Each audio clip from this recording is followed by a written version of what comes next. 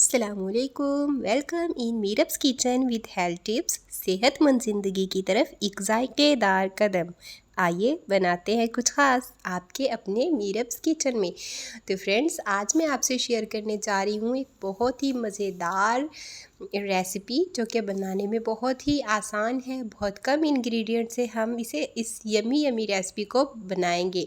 तो आज हम बना रहे हैं आलू की भुजिया। तो चले स्टार्ट करते हैं। बिस्मिल्लाहिर्रहमानिर्रहीम। सबसे पहले कढ़ाई में हम ऐड कर देंगे 2 to 3 टेबल स्पून ऑयल। तो जैसे ही ऑयल गर्म हो जाएगा हम इसमें ऐड कर देंगे 2 आलू बारीक कट करके। तो देखिए, इसकी तकरीबन मैंने छोटी ही कटिंग की है। तो इसको हम अच्छे से फ्राई करेंगे। तो हम इसको हिलाते हुए ही फ्राई करेंगे ताकि ये जले भी नहीं, और हमें तब तक इसको फ्राई करना है जब तक कि इसके ऊपर हल्का सा गोल्डन कलर आ जाए। तो देखिए, हमारे क्रिस्पी से आलू बनकर तैयार हो चुके हैं, ये फ्राई हो चुके हैं। और अब हम इसमें ऐड कर देंगे प्याज। तो प्याज मैंने चॉप कर लिए हैं, ये 2 मीडियम साइज़ के प्याज हैं।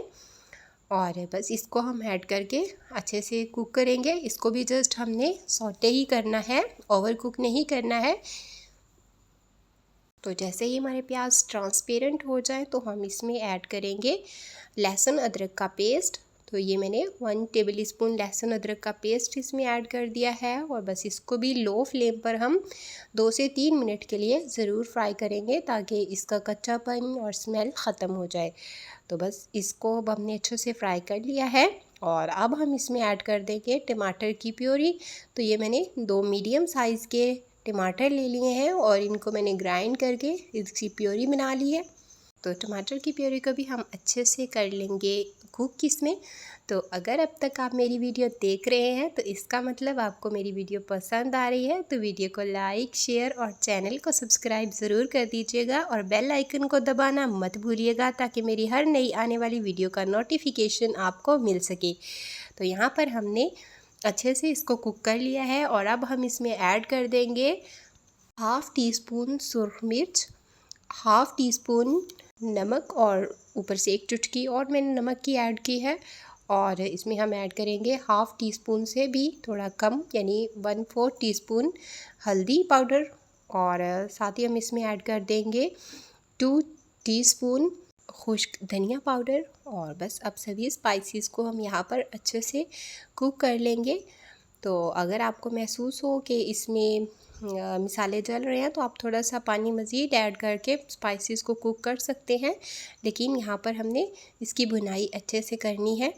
तो बस अब यहाँ पे इसकी अच्छे से भुनाई हो चुकी है। तो हम इसमें ऐड कर देंगे 4 से 5 टेबल स्पून दही के। तो ये घर की फ्रेश दही है, इसका टेस्ट बहुत ही अच्छा इसमें आएगा। आप बाज़ार का दही भी इस्तेमाल कर सकते हैं।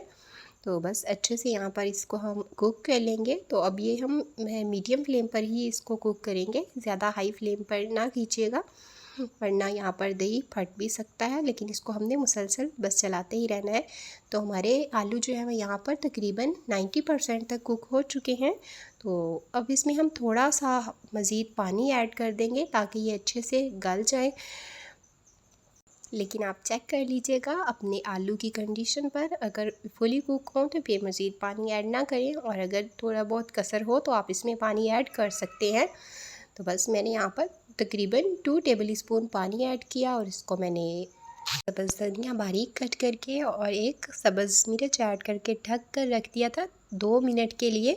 तो इसमें बहुत ही ज़बरदस्त इसकी खुशबू आ चुकी है। तो अब बस इसको हम थोड़ा सा मिक्स कर लेंगे और फाइनली इसको कर लेंगे डिश आउट। हमारी यमी यमी आलू की भुजिया बनकर हो चुकी है तैयार।